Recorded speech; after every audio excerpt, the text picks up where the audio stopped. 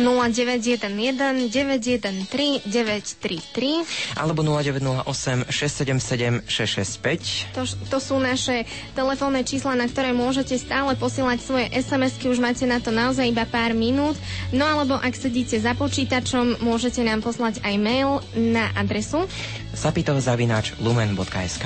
V našom štúdiu stále sedí predsedníčka strediska Domka vo Zvolene Vierka Viva Fekiačová a animátor Števo Moravčík.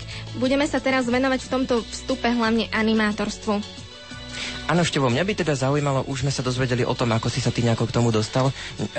Máš dosť priestoru pri tejto predsedničke na to animátorstvo? Máš v Domke dostatok možností realizovať sa? A ak áno, tak čo všetko robíš?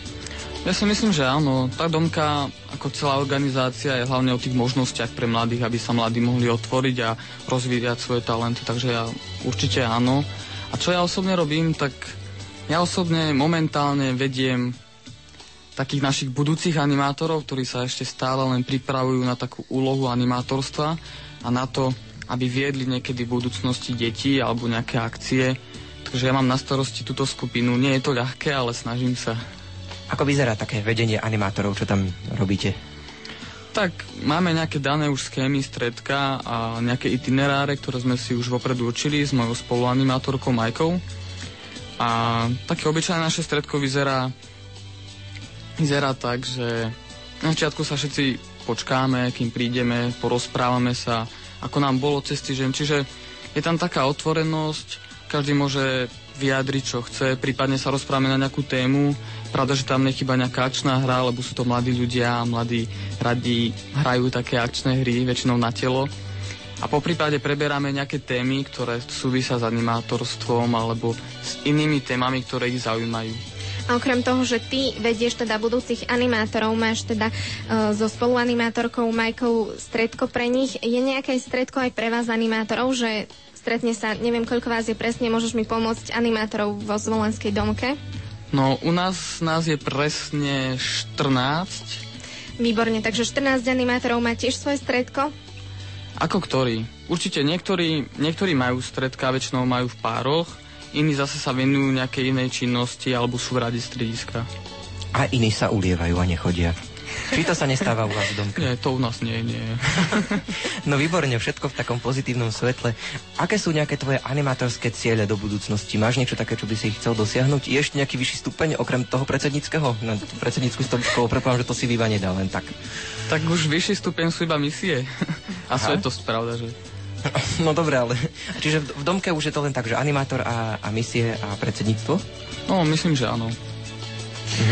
V maili, ktorý nám prišiel, sa nás poslucháčka pýtala aj, či je pre vás vo vašom živote dôležitá viera a či máte radi nejakých svetcov. Ak áno, akých?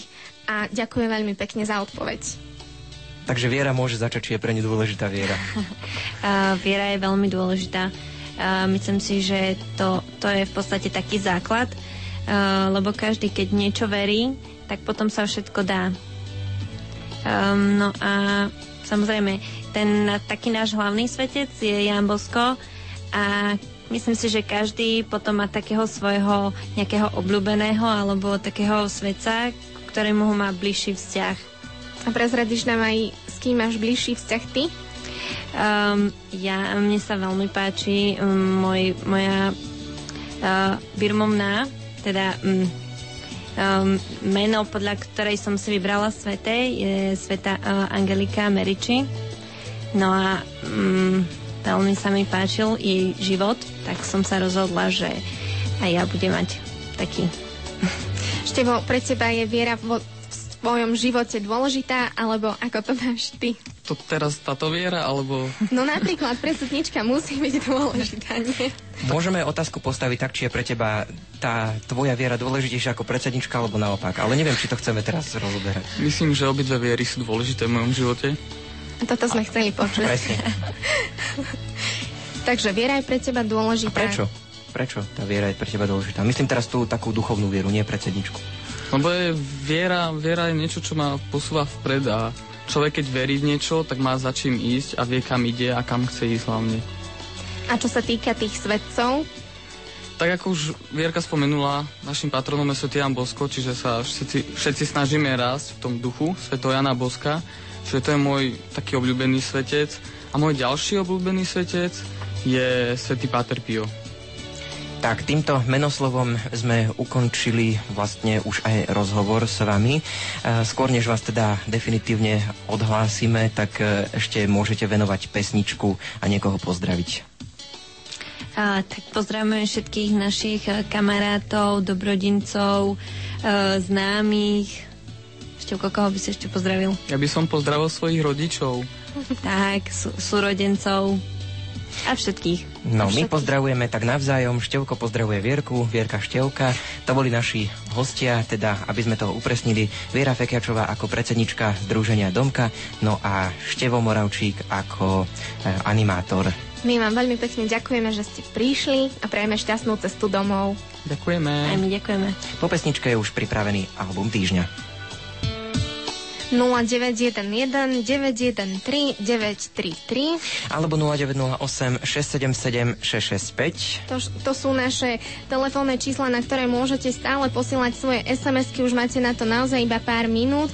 No alebo ak sedíte za počítačom, môžete nám poslať aj mail na adresu sapito@lumen.sk. V našom štúdiu stále sedí predsedníčka strediska Domka vo Zvolene Vierka Viva Fekiačová a animátor Števo Moravčík. Budeme sa teraz venovať v tomto vstupe hlavne animátorstvu. Áno, Števo, mňa by teda zaujímalo, už sme sa dozvedeli o tom, ako si sa ty nejako k tomu dostal. Máš dosť priestoru pri tejto predsedničke na to animátorstvo? Máš v Domke dostatok možností realizovať sa? A ak áno, tak čo všetko robíš? Ja si myslím, že áno. Tá Domka, ako celá organizácia, je hlavne o tých možnostiach pre mladých, aby sa mladí mohli otvoriť a rozvíjať svoje talenty. Takže ja určite áno. A čo ja osobne robím, tak ja osobne momentálne vediem takých našich budúcich animátorov, ktorí sa ešte stále len pripravujú na takú úlohu animátorstva a na to, aby viedli niekedy v budúcnosti deti alebo nejaké akcie. Takže ja mám na starosti túto skupinu. Nie je to ľahké, ale snažím sa. Ako vyzerá také vedenie animátorov, čo tam robíte? Tak máme nejaké dané už schémy, stredka a nejaké itineráre, ktoré sme si už vopred určili s mojou spoluanimátorkou Majkou.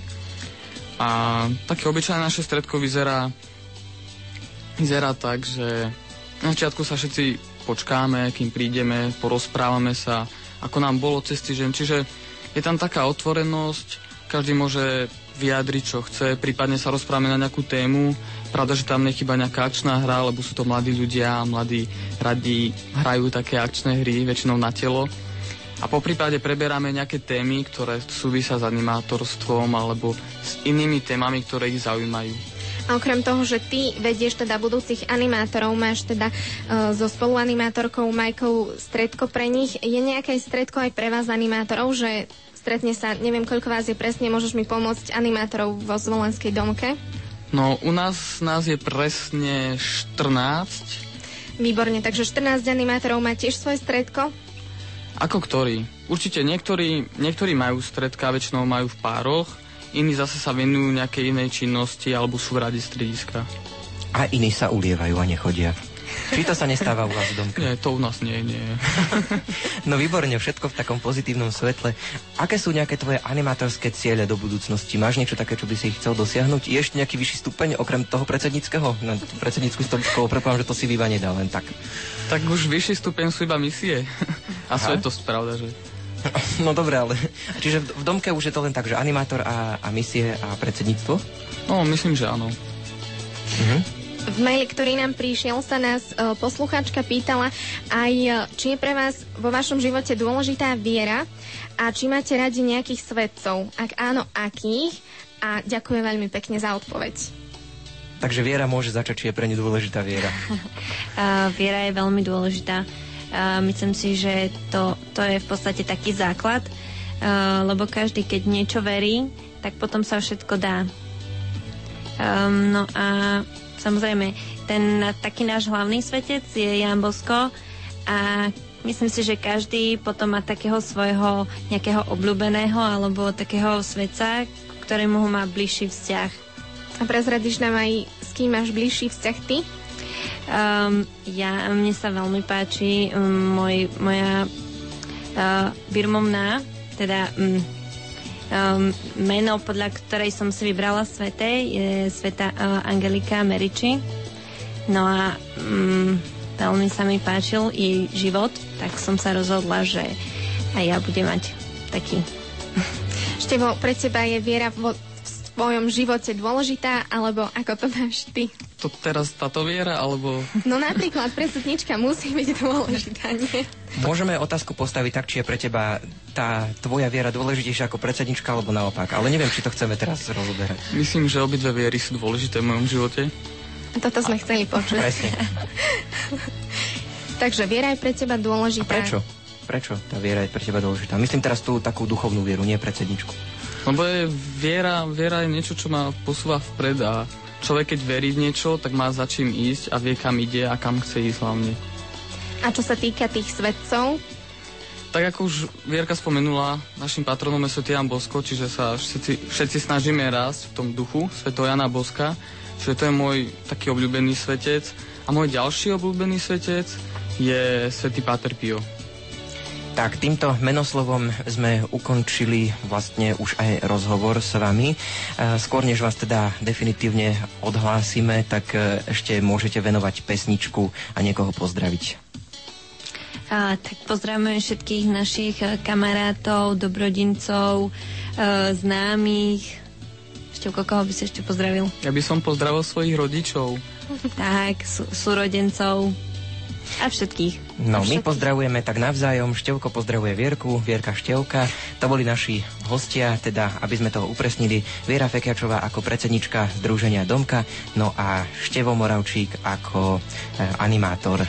My vám veľmi pekne ďakujeme, že ste prišli a prajeme šťastnú cestu domov. Ďakujeme. Aj my ďakujeme. Po pesničke je už pripravený album týždňa.